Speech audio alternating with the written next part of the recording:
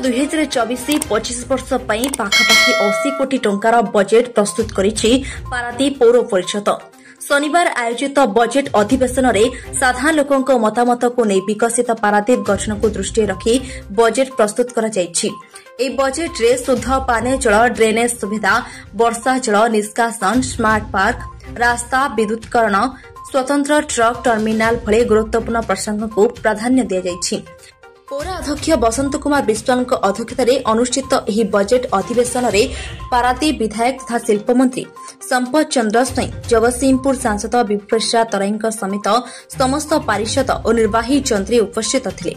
ଏହି ଅବସରରେ ପୌର ପରିଷଦ କାର୍ଯ୍ୟାଳୟ ସମ୍ମୁଖରେ ନୂତନ ବିଧାୟକ ଓ ସାଂସଦଙ୍କୁ ସମ୍ବର୍ଦ୍ଧିତ କରାଯିବା ସହିତ ନୂତନ ଭର୍ତ୍ତା କାର୍ଡ ପ୍ରଦାନ କରାଯାଇଥିଲା। ପାରାଦୀପ ମ୍ୟୁନିସିପାଲିଟିର ଆର୍ଥିକ ବଜେଟ୍ 2024-25 ପାଇଁ ପ୍ରାୟ ପାଖାପାଖି 80 କୋଟି ଟଙ୍କାର ବଜେଟ୍ କରିଛୁ। ଏହି ବଜେଟରେ ପାରାଦୀପର ପ୍ରମୁଖ ସମସ୍ୟା ଆମେ ପାନୀୟ ଜଳ ହେଉ, ଜଳ ନିଷ୍କାସନ ପଥ ହେଉ ଏବଂ ତା ସହିତ ବିଭିନ୍ନ ଉନ୍ନୟନମୂଳକ କାର୍ଯ୍ୟ, ବେଳାଭୂମିର ସୌନ୍ଦର୍ଯ୍ୟକରଣ, ଟୁରିଷ୍ଟ ପ୍ଲେସ୍ର ଡେଭଲପମେଣ୍ଟ ଏ ସମସ୍ତ କାର୍ଯ୍ୟ ପ୍ରାରମ୍ଭିକ ପ୍ରାଇମେରୀ ଭାବରେ କରିବା ପାଇଁ ବ୍ୟବସ୍ଥା କରାଯାଇଛି ଏବଂ ଅତି ସୁନ୍ଦର ବଜେଟ୍ ହେଇଛି ଏବଂ ଜନସାଧାରଣଙ୍କ କଥାକୁ ରଖି ଜନସାଧାରଣ ଯାହା ଚାହୁଁଛନ୍ତି ଏବଂ ଟ୍ରାଫିକ୍ କିଭଳି ସଞ୍ଚାଳନ କରିବା, ପାର୍କ ନିର୍ମାଣ କରିବା ଏବଂ ଅର୍ବାନ୍ ହାଟ କରିବା, ଏମିତି ଅନେକ ଯୋଜନା ରଖି ଆମେ ଏହି ବଜେଟ୍ ପ୍ରସ୍ତୁତ କରିଛୁ ଏବଂ ଆମ ସାଥିରେ ଆଜି ଆମର मान्यवर सांसद श्री विभूप्रसाद तराई और मान्यवर मंत्री संपत चंद्र स्वईं जोग देइछन्ति।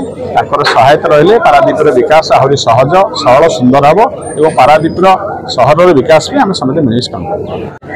आज पारादीप पौर परिषद तरफ संबर्धना सभा सहित काउंसिलिंग मीटिंग आयोजन करा जायतिला।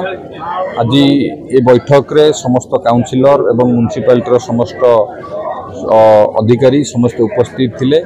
एटी विभिन्न प्रसंग रे आलोचना हला किभली भाव में पारादीप को आहुरी विकसित करी हबो से विषय रे आलोचना हला एवं प्रति वार्ड रो विभिन्न कार्यक्रम जहाँ बाकी अच्छी एवं साधारण लोक मैंने जहाँ जहाँ दाबी करते से दाबी को नहीं विभिन्न आलोचना हला किभली भाव में पारादीप पौर परिषद को एक सरस सुंदर भाव आम गढ़ी तोलिबा तार ताकू लक्षणीय करागला एवं विगत दिन मानक जो भाव में आम देखीचे ड्रेनेजर समस्या अच्छी, वर्षा दिने लोक मैंने हैरान होती एवं तापर स्वास्थ्यगत समस्या वृद्धि पाए से किपरि न हो तापर आलोचना करागला एवं आगुकू समस्त बुद्धिजीवी मान ठारू विभिन्न परामर्श ग्रहण करी इंटेलेक्चुअल सेल तरफ किभली भाव में पारादीप को कौन कले आहुरी विकास हम ताऊपर आलोचना करागला। कारण पारादीप गोटे संभावनार जगह, एटी बहु संभावना अच्छी, एटी विभिन्न क्षेत्र में पारादीप को विकास करहब से पर्यटन कथा हो एवं वार्ड रे विभिन्न डेभलपमेंट काम करी याकू बहुत